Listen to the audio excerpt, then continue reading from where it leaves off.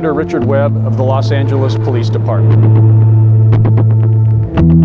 This is the Los Angeles Police Memorial Monument.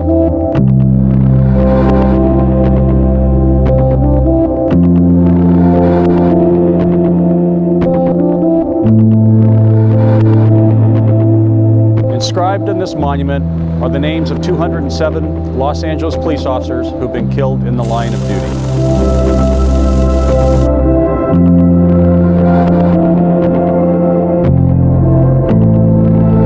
1 year ago, I was given the task of placing street signs throughout the city of Los Angeles where police officers were killed in the line of duty. This project is important because it shows citizens of Los Angeles that on that date and that time, a Los Angeles police officer gave their life in the line of duty.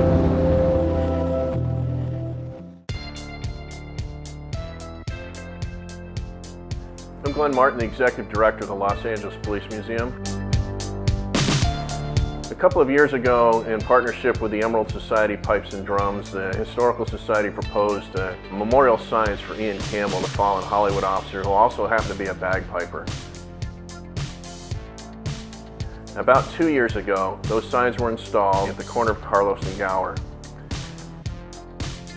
The Los Angeles Police Protective League and the Historical Society envisioned a three-way partnership with the LAPD wherein signs for all officers would be installed at the corresponding intersections where their losses occurred. The Police Museum and Historical Society conducted research into the loss of as many officers as were identified at that time. From that was born this particular book that contains research on more than 180 of the officers that were lost in our history.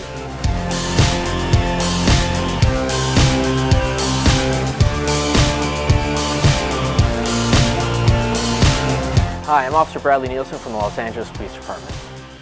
I work for Commander Webb, and it was my job to verify all the information we got from the Police Museum. From the very beginning, it was important that we had all of our facts right to make sure to honor the memory of all of our fallen heroes. I started doing my research over at the Police Museum. From there, I went over to robbery homicide and started looking at murder books and original case files from the incidents.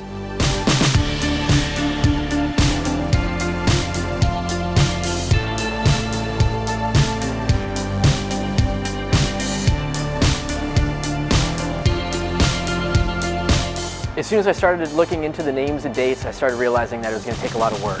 I ended up going to multiple different sources to try and get the information. Went to county courthouses to get death certificates. I also spent several months scouting every location where the officers had died. We worked with the graphics unit from the Chief of Police Office to design the street signs. We went through several different designs, but we ultimately decided on the blue street sign with the black band across it. The Department of Transportation sent us down to their contractor, the Maneri Sign Company in Torrance, California. The company takes our design and burns it onto a silk screen with an ultraviolet light, kind of like a film negative.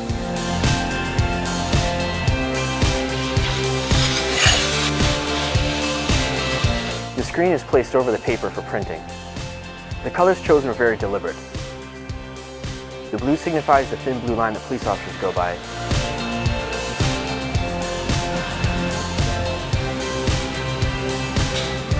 The black signifies the black mourning band that we wear over our badges when an officer dies.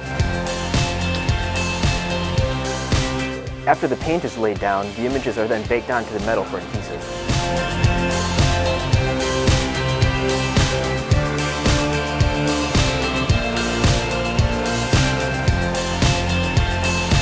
Then a graffiti shield is applied to protect it from vandalism. The metal mount is installed and it's ready for posting.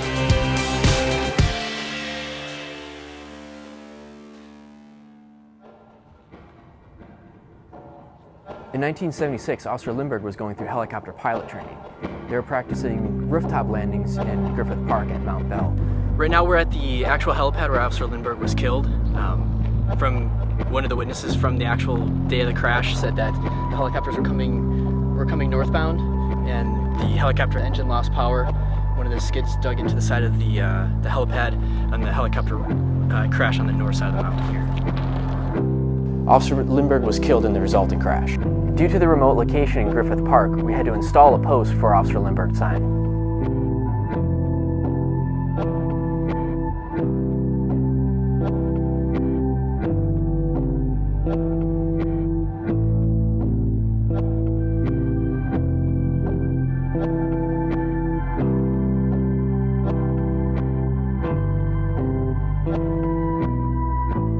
to meet up with Officer Lindbergh's widow, Lisa, and watch as the sign was installed in Griffith Park.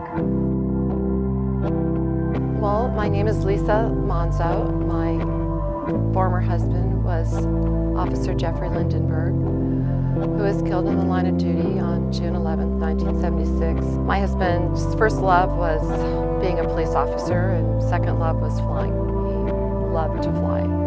He felt like he had died and gone to heaven being accepted at the heliport for training. Well, my daughter was a little under 6 months when her father was killed, so she never really got to know him. And over the years, she's heard a lot about him through friends and, of course, family. But not growing up with him makes a big difference in her life. And this tribute is amazing. It's someplace that I know she will love to come. She loves to hike. This will be a place that she will come, I know, as opposed to going to visit his grave at the cemetery. This will be a beautiful place, a beautiful view. We all get a feeling up here of what the world was like from his eyes flying, I think. It's gorgeous.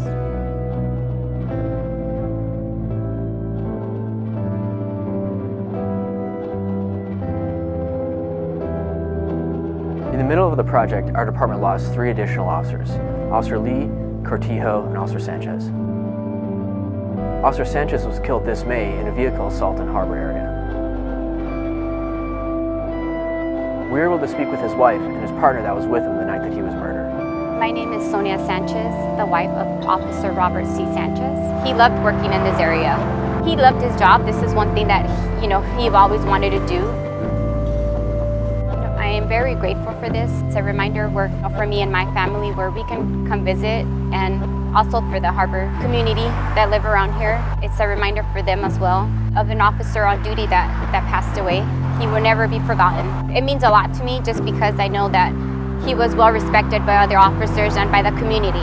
He enjoyed it. He enjoyed it a lot, and he enjoyed working with his partner, which made it a lot easier for him. I'm Richard Medina, partner of Officer Robert Sanchez. It's pretty amazing that the department took the time to put up a street sign for my partner. It gives something for his family to come and see, pay their respects to, and actually see where the incident took place at. It's somewhere I can come and remember where I spent the last moments with my partner. Other than constantly having his memories and good times that we shared, I'm gonna be able to drive by and actually see his street sign here. It's gonna be a piece of him that's always gonna be here in the Harbor Division.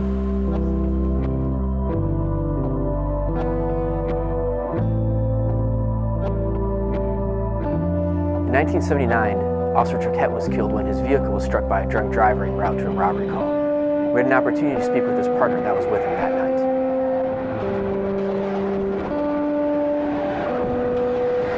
It was a summer night in South LA. We were working gangs. At the time it was the crash unit. Jim was one of the P3s in the unit. I was a P2, and we were working a robbery problem occurring right outside of Nickerson Gardens on Central, just north of Imperial. A woman's purse was grabbed off the seat while she waited at the red light. A young man took the purse and ran into the housing developments, and we responded. He was in a car in front of me. I was following right behind him. His car went through the light and was struck by a large four-door vehicle. The impact was so severe that his front seat was forced into the back seat of the car, and the car was literally still spinning.